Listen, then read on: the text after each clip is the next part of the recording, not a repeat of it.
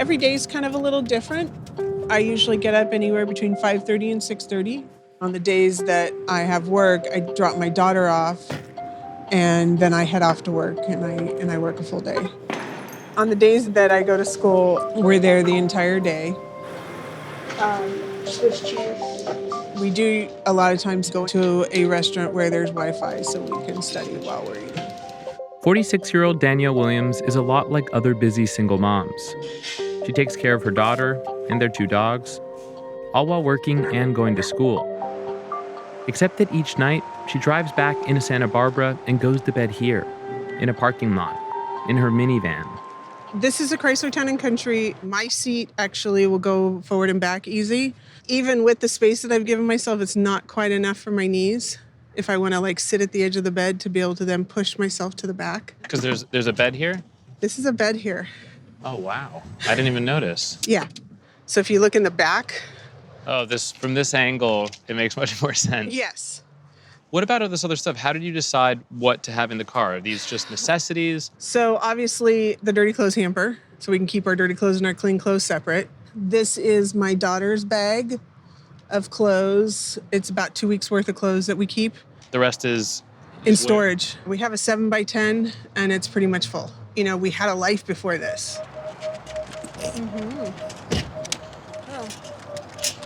Danielle downsized from an apartment to a car 5 years ago, after she was laid off from her full-time job in accounting. She tried to look for other full-time work, but realized there isn't much of a market for someone in their 40s without a college degree. I just couldn't pay the rent anymore. We just ended up sleeping in the car, thinking it was only going to be temporary. During a good month, she's only able to make about $2,000 working temp jobs, which doesn't leave much wiggle room.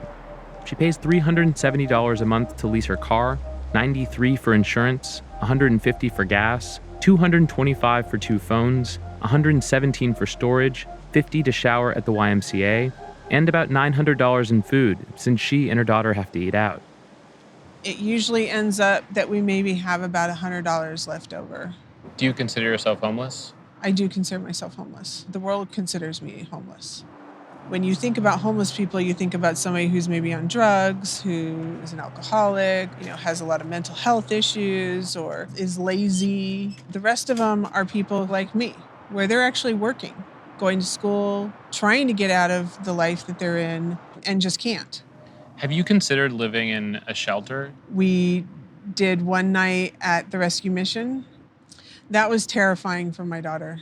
And I just felt like I would rather sleep in my car because I feel safe in my car than sleep in one of these places. I don't have any other option.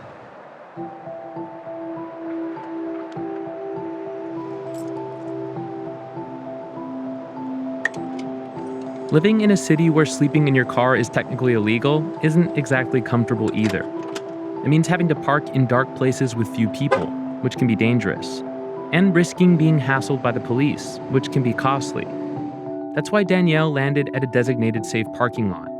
It's one of 23 across the city that are open overnight and equipped with porta-potties and lot monitors. The program, which was started in 2004, was the first of its kind. So you have empty parking lots, which at night go unutilized, and you take them and you turn them into a shelter for people who are living in their vehicles. Christine Schwartz runs New Beginnings, the nonprofit that oversees the safe parking program in Santa Barbara. She manages 2 caseworkers who help people living in their car apply for housing. How are things going? We've had doctors, we've had professors, we've had nurses, engineers, people who are gainfully employed who have a situation where they have a number of setbacks. It's unclear how many people live in their cars by necessity because the government doesn't track vehicular homelessness. But Christine estimates that in Santa Barbara, they make up more than a third of the homeless population. How large is the program right now?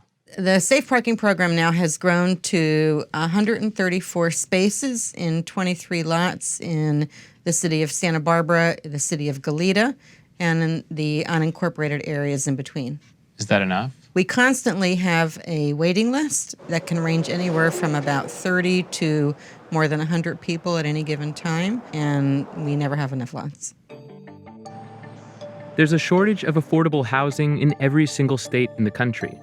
But it's especially bad in California, where the most recent numbers show the gap is almost twice as large as it is anywhere else. That's made Santa Barbara's safe parking program appealing to other cities in the state, like LA, where 16,000 people now live in their vehicles, 32% more than just 2 years ago. In March, LA opened the first of 4 lots. Molly Reisman, who works for the county, helped oversee its implementation. For the private real estate industry, there's no profit in building housing for people at the lowest end of the spectrum. So the only sector that can really do that is the government, and yet there's this very strong pushback of like, don't let government do anything in real estate. And that tension has led us to where we are today. Is it easy to find parking lots that are willing to let you use them? No. What has caused the reluctance? So there's a couple different things. I mean, anytime you say we're going to do something to assist somebody experiencing homelessness, we do find that there are community concerns.